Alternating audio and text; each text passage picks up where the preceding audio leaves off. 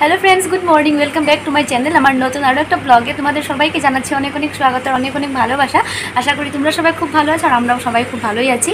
তো আজকে তেমন কোনো ডেলি ব্লগ শেয়ার করবো না, একটা ছোট্ট করে ভিডিও শেয়ার করবো তোমাদের সাথে। তো তোমরা ভিডিওটা দেখলে অবশ্যই বুঝতে পারবে।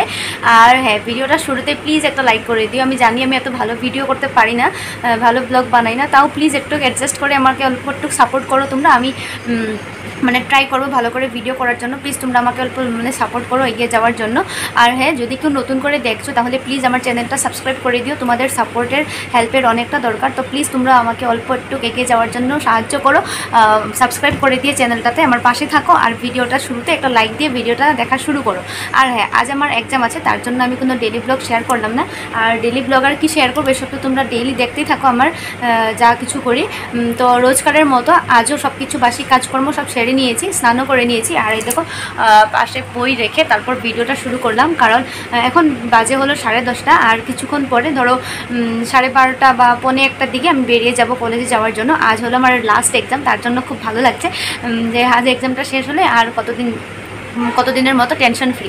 তো যাই হোক, আমি এক্সাম দিয়ে এসে তারপর আবারও কন্টিনিউ করব ব্লগটা। ততক্ষণে তোমরা আমি যে জিনিসটা দেখানোর কথা বলেছিলাম সেই জিনিসটা দেখে নাও।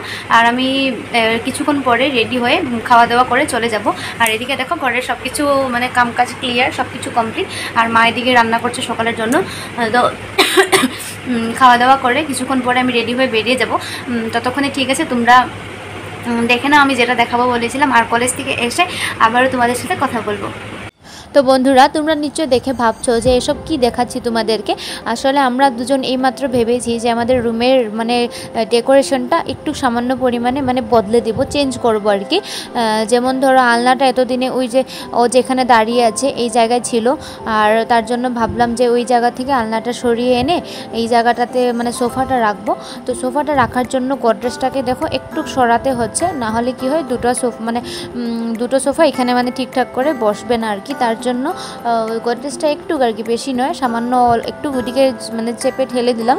আর গডরেজের পিছন দিকে দেখতে পাচ্ছি খুব মাকড়সা জাল গুঁথেছে, যেহেতু পিছন দিকে এগুলো তো আর ঝাড়া সম্ভব নয়, যেহেতু ওইদিকে জায়গা ছিল না এতদিন। তো এইদিকে এখন সরালাম, তার জন্য দেখতে পাচ্ছি যে মাকড়সা জাল গুঁথেছে। তো মাকড়সা এগুলোকে একবারে চানছে অল্প সরিয়ে দিলাম। আর এসবকে সরিয়ে কি হবে বলো, আমি এখন ভাগবো, তারপর আবারও কিছুক্ষণের পরেই ওরা আবারও জাল গুঁতবে। তো যাই হোক, দেখলাম, তার জন্য অল্প ভেঙে দিচ্ছি। আর এদিকে গডরেজটা একটুকে সরানো যাবে, কারণ ওইদিকে যেহেতু সেলাইয়ের মেশিনটা থাকে আমার, তার জন্য খুব বেশি ঠেলাও যাবে না। তো অল্প একটু ঠেলে দিলাম। আর এই দিকটায় রাখবো হলো সোফাটা, আর যেই জায়গায় সোফাটা ছিল এতদিনে সেই জায়গায় আমরা আলনাটা রাখবো মনে মনে সিদ্ধান্ত নিয়েছি। তো তোমরা ভিডিওটা দেখতে থাকো, দেখলে তোমরা বুঝতে পারবে। আর কেমন লাগবে সেটা আমরাও জানি না সঠিক, এটা করার পর বুঝতে পারবো যে ভালো লাগছে নাকি খারাপ লাগছে। তো তোমরা দেখতে থাকো।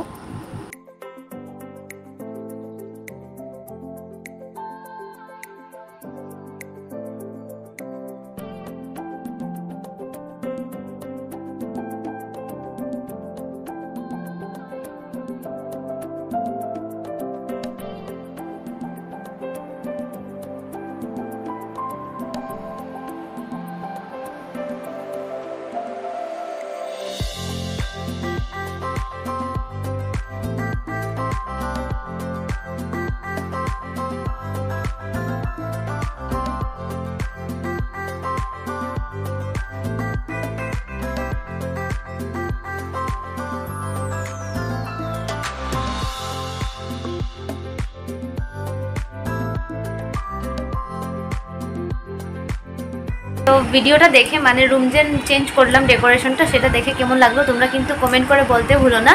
আর হ্যাঁ, আগে ভালো ছিল নাকি এখন ভালো লাগছে সেটাও কিন্তু অবশ্যই বলো। আর আমি এসে পড়েছি এক্সাম দিয়ে, তো আমার আজ এক্সাম শেষ। তো ঠিক আছে, আজ এতটুকুই রুম চেঞ্জ করেছি অল্প, ডেকোরেশনটা এটাই শেয়ার করলাম তোমাদের সাথে। তো প্লিজ তোমরা কিন্তু কমেন্ট করে বলো যে এখন ভালো লাগছে নাকি আগে যেমন ছিল তেমনটাই ভালো ছিল। তো আশায় থাকবো তোমাদের কমেন্টের জন্য। তো ঠিক আছে, আজকের মতো এখানে শেষ করে দিচ্ছি। আবার এর পরে নতুন ব্লগের সাথে তোমাদের সবার সাথে দেখা হবে। টাটা।